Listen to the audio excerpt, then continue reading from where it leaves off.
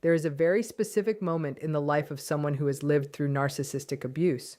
From the outside, it may look small, quiet, almost invisible, but inside, it feels like the floor drops away and everything shifts at once.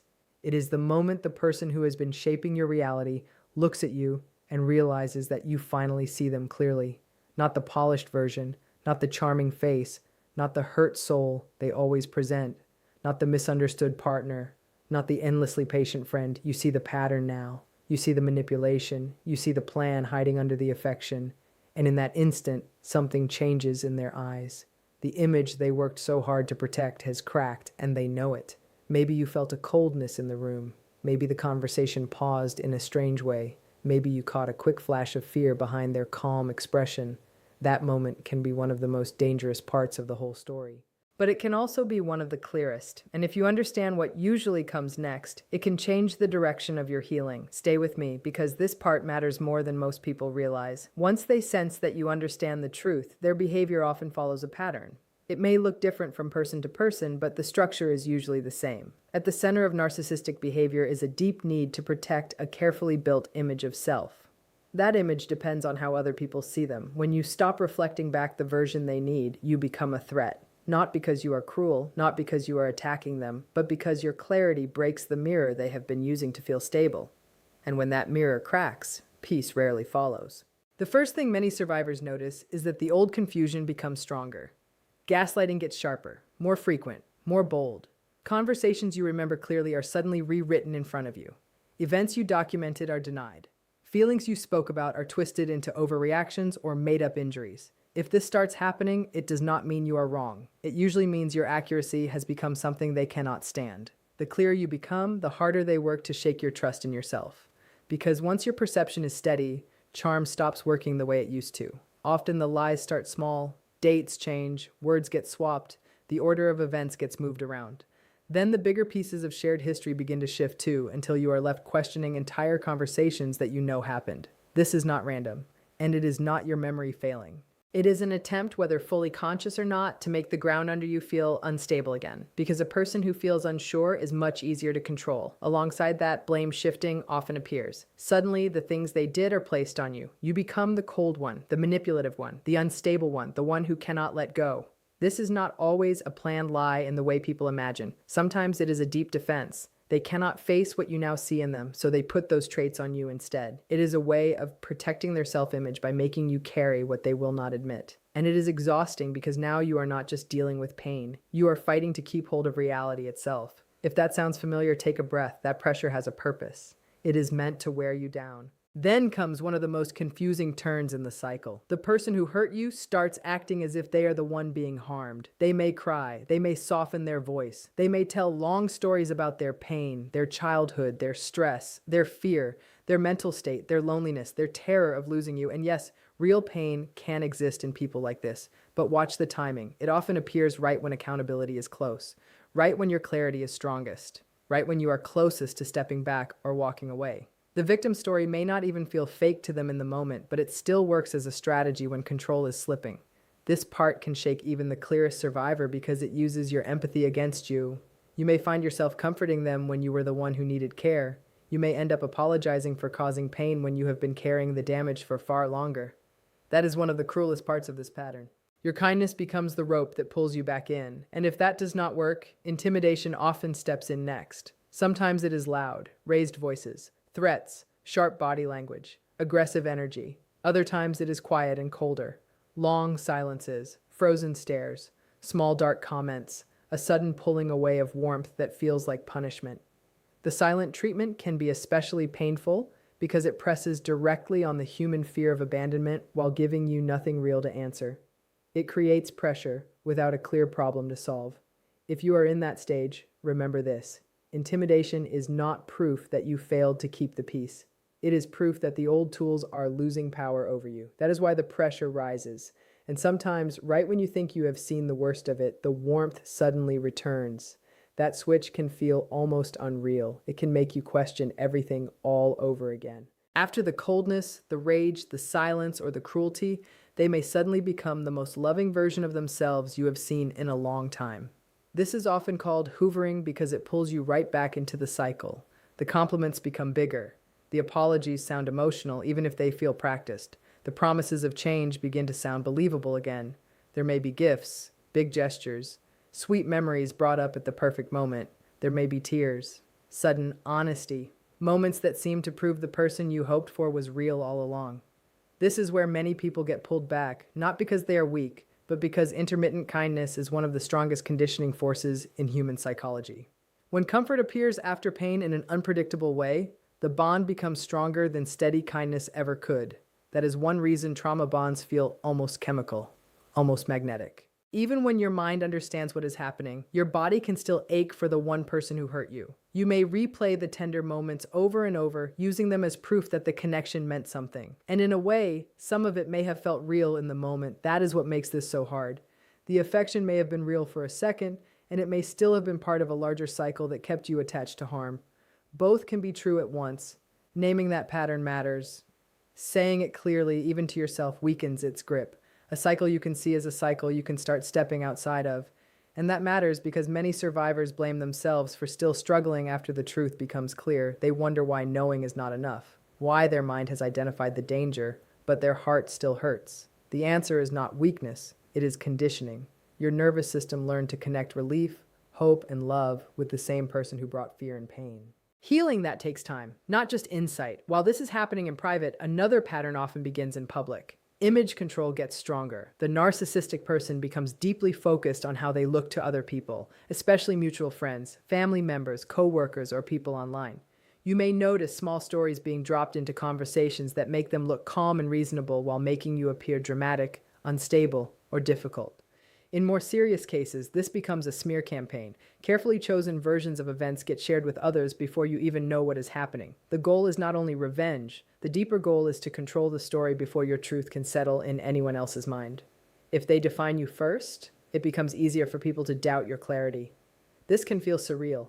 You may hear a version of events so far from the truth that it leaves you speechless. Mutual friends may pull away without explanation. Family members may quietly take sides based on whoever spoke first and loudest, and that can feel like a second wound on top of the first, because now it seems as if telling the truth may cost you the very people you hoped would understand. But here's the hard and important truth. Reality does not stop being real because someone else tells a different story. Truth does not need a crowd to remain true. Your healing does not depend on getting every person to agree with your version. It depends on knowing what you know and living from that place. And now we come to the part that matters most. Because even though it helps to understand their behavior, what is happening inside you during this stage matters even more. When you first truly recognize the manipulation, the feeling is usually not pure relief. More often it is a strange mix: clarity and grief, validation and confusion, awareness and shock. You may feel like you are waking from a dream and suddenly seeing pieces of memory line up in ways that hurt to hold. That is normal. Your mind is reorganizing itself around a truth it was not safe to fully see before. At first, clarity can feel frightening instead of freeing. That surprises a lot of people. But it makes sense because once you see the truth, you do not just lose the illusion of the relationship. You lose the version of reality you thought you were living in. You grieve the person you believed they were. You grieve the future you imagined. You grieve the energy you poured in. You grieve the parts of yourself that bent, shrank, or twisted just to keep the relationship alive. And beneath all of that, you may also grieve the version of you that existed before this experience changed you. That grief is not weakness. It is not confusion. It is evidence that you are finally processing something real. It can feel strange to mourn someone who is still alive, still present, maybe still texting you, still calling, still appearing in your world. But you are not only grieving a person, you are grieving an idea, the idea of who they could have been, the idea of what the relationship might have become. Let that grief take whatever shape it needs: tears, anger, numbness, quiet sadness in the middle of a normal day. There is no perfect way to move through it. There is no clean timeline. And right beside that grief, many survivors feel a wave of self-doubt. Even after they see the truth, they question themselves more than ever. That happens because long-term gaslighting trains the nervous system to distrust its own signals. Even when the mind has connected the dots, the body still flinches at the thought of trusting its own perception. So healing is not about forcing certainty overnight. It is about slowly, gently, repeatedly choosing to believe yourself in small moments until self-trust becomes a pattern instead of a rare act of bravery. If this part is hitting close, stay with it. This is where everything starts to change, not fast, but for real. And once that rebuilding begins, even quietly, the old confusion starts losing its home inside you. That is also why writing things down can become such a powerful habit during recovery. Notes help, simple ones. A message to yourself right after something happens. A few honest lines in your phone, a record of what was said, a record of how it felt in your body. This is not about building a case for court. It is not about collecting evidence to finally make them admit the truth. It is about giving yourself an outside memory that cannot be reshaped later. When manipulation tries to bend the past, your own words can become an anchor. You do not need to write beautifully. You do not need to capture every detail. You only need honesty in the moment, before the argument, apology, or performance has a chance to soften what really happened. Over time, reading those small records can become its own form of validation. You see your own voice on the page. You see what happened before the story got changed. And that quiet record starts repairing the relationship between you and your own perception. As healing continues, you also begin to notice the difference between true accountability and a manipulative performance. This is one of the most freeing lessons in the whole process. Real accountability is steady. It does not appear only when access to you is at risk. It does not rush you. It does not center the feelings of the person who caused the harm. It does not demand quick forgiveness. It shows up in changed behavior over time, in patience, in consistency, in the absence of pressure, in a willingness to sit with discomfort without making you carry it. A manipulative performance feels different. It is urgent. It needs you to answer now. It needs you to soften now. It needs the door reopened now. It uses emotional intensity as a tool. Once you learn to feel that difference, something important happens. The performance starts losing its power because you stop confusing strong emotion with honest change. And that single shift can protect you more than long explanations ever will.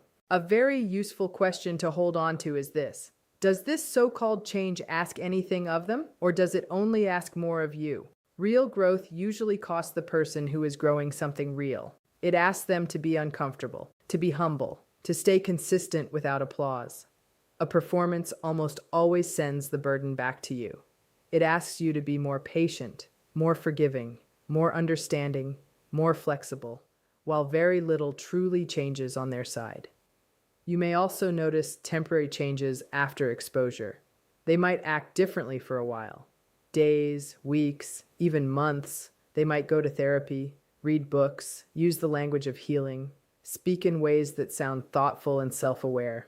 And for a moment, it may seem as if everything is finally turning around. But then, slowly, the old pattern slips back in, often softer than before, more polished, harder to name. Sometimes the shift was never deep enough to last. Sometimes it was only strong enough to regain access. True transformation is rare. Slow, quiet, it does not usually announce itself. It does not demand praise. It simply keeps showing up across time. And while all of this is happening, protecting your nervous system becomes essential. Regulation is not some extra luxury during this stage. It is survival. Slow breathing helps. Grounding through the senses helps. Gentle movement helps. Time in nature helps. Real rest helps. Less overstimulation helps. None of this is about pretending everything is fine. It is about giving your body repeated signals that danger is not everywhere anymore. Some days that may look like a walk outside. Some days it may look like sitting still with tea and doing almost nothing. That counts too. The goal is not to perform healing for anyone. The goal is to create conditions where healing can actually happen. Your body recovers in its own time, not on command, not on a deadline. Not because someone else says you should be over it by now. Boundaries become another quiet support beam in this part of recovery. A boundary is not revenge. It is not punishment. It is not a dramatic wall built to make someone suffer. It is a clear statement of what you will and will not take part in, whether anyone likes it or not. With narcissistic people, boundaries are rarely respected the first time. They get tested, pushed, mocked, ignored, pressed with charm, guilt, anger, and sadness. But the strength of a boundary is not measured by the other person's reaction. It is measured by how steadily you keep honoring it yourself. That consistency matters because it slowly rebuilds the inner authority that manipulation tried to wear away. It also helps to avoid unnecessary confrontation during this phase. Many survivors feel a strong urge to explain everything, to prove what happened, to finally make the other person understand. That urge is human. It comes from hoping that if they just see it, closure will finally arrive. But in these dynamics, closure rarely comes from them. It comes from you.